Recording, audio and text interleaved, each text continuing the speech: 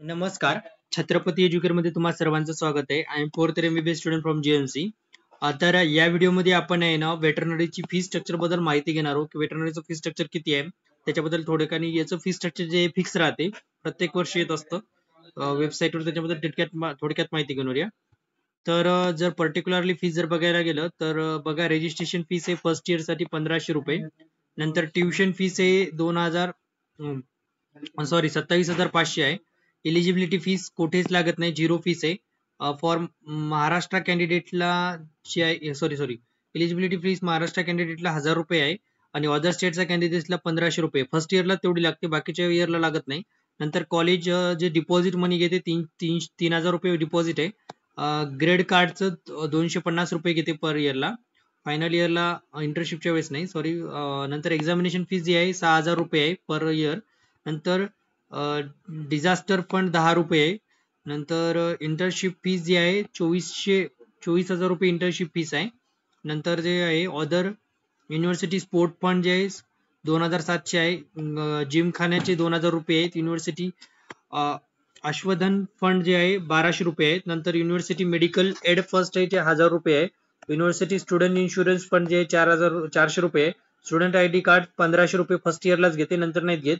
नंतर university student assistant welfare fund 2,500 रुपये आहे.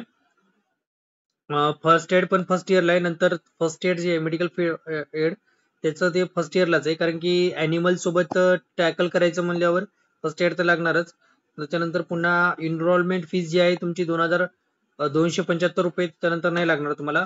प्रॅक्टिकल फील्ड जे आहे प्रॅक्टिकल फील्ड मध्ये 2500 रुपये फीस लागणार, 2,500 रुपये. समजा कॉलेज मॅगझिनचं जे आहे 400 रुपये पर इयर लागणार तुम्हाला. आणि फायनल इयरला 600 रुपये. लायब्ररी फीस आहे 3,000 रुपये. 3,000 रुपये लायब्ररी फीस आहे. युनिव्हर्सिटी डेव्हलपमेंट फंड आहे 9,500 रुपये.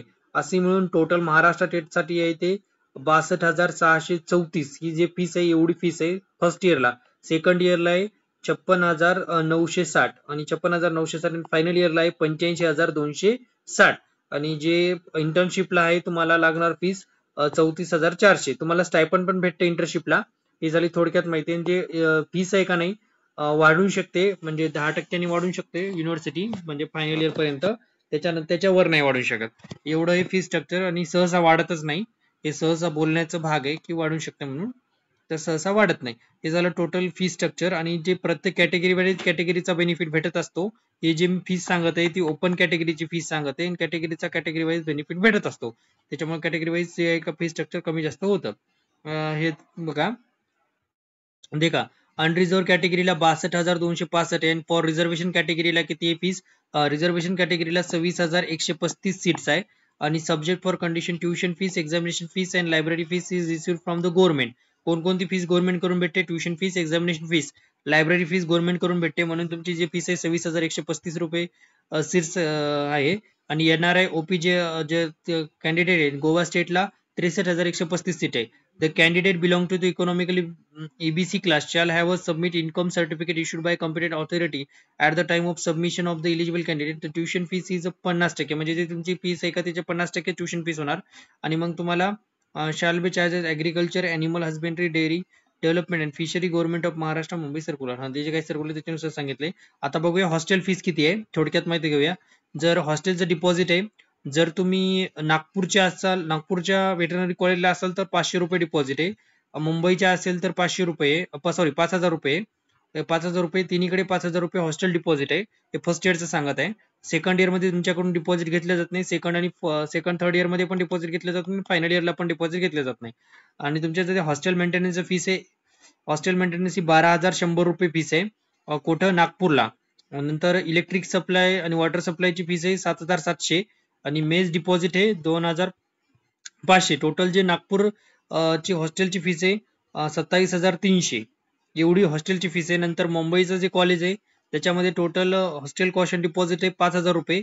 त्यानंतर हॉस्टेल मेंटेनन्स आहे 14,850. नंतर जे वॉटर इलेक्ट्रिसिटी सप्लाय आहे 9,900 आहे. नंतर जे मेस डिपॉझिट आहे 2,500 रुपये मेस डिपॉझिट आहे. आणि हे तुम्हाला रिफंड भेटेल नंतर. आणि जे मुंबईचं कॉलेज आहे त्याची जी हॉस्टेलची फीस आहे 32,250 आहे.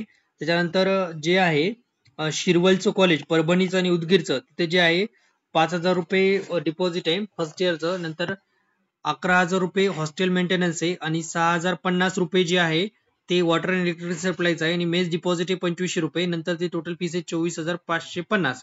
आता त्याच्यानंतर जे सेकंड इयर थर्ड इयरला जे फीस आहे नागपूरच्या कॉलेजला 19,800 आहे. नंतर मुंबईच्या कॉलेजला आहे ते 24,750 आहे. आणि जे बाकीचे शिरवल परभणी आणि उदगीर आहे त्याच्यामध्ये जे आहे 17,050 आहे. आणि अकोल्याच्या पण कॉलेजची फीस नागपूरच्या कॉलेज एवढी तुम्ही पकडून चला कारण की एकाच रिजन मध्ये जातं. नंतर फोर्थ इयरची जी फीस आहे फोर्थ इयरची जी फीस आहे 29,700 आहे. त्याच्यानंतर नागपूर रिजनची मुंबईची 37,125 आहे. आणि नंतर जे बाकीचे उरलेले कॉलेज आहेत 25,575 हॉस्टेलची फीस आहे. आणि हे पण इन्क्रीज होऊ शकते 10%. Fees is refundable. जी काही फीस स्टार मार्क न आहे ती पूर्ण फीस रिफंडेबल आहे. ही हॉस्टेल डिपॉझिट पण रिफंडेबल आहे आणि हे जे आहे मनी मेस डिपॉझिट ते पण रिफंडेबल आहे.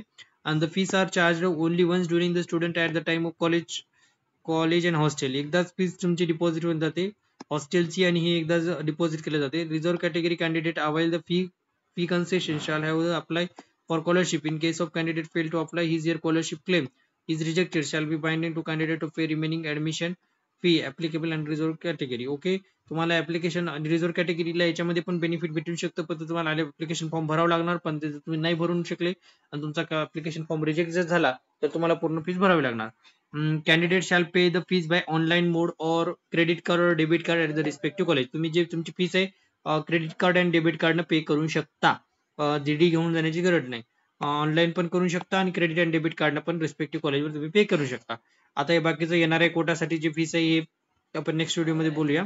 नंतर फीस फॉर गोवा स्टेट आपल्याला त्याच्याहून काही घेणं नाही तेवढं. तरी तर थोडक्यात सांगायचं झालं तर आपल्या एवढीच पडते तेवढी फीस. थोडक्यात जर झालं पूर्ण माहिती फी स्ट्रक्चर बद्दल वेटरनरीच्या. जर तुम्हाला काही जर काउन्सिलिंग बद्दल डाऊट असेल तर तुम्ही आमच्याशी संपर्क साधू शकता. पण कमेंट पण करू शकता तुम्ही. आणि जर व्हिडिओ आवडल्यास व्हिडिओला लाईक करा, चॅनलला सबस्क्राईब करा. आणि जर तुम्हाला काही डाऊट असेल तर आमच्याशी संपर्क साधू शकता. धन्यवाद.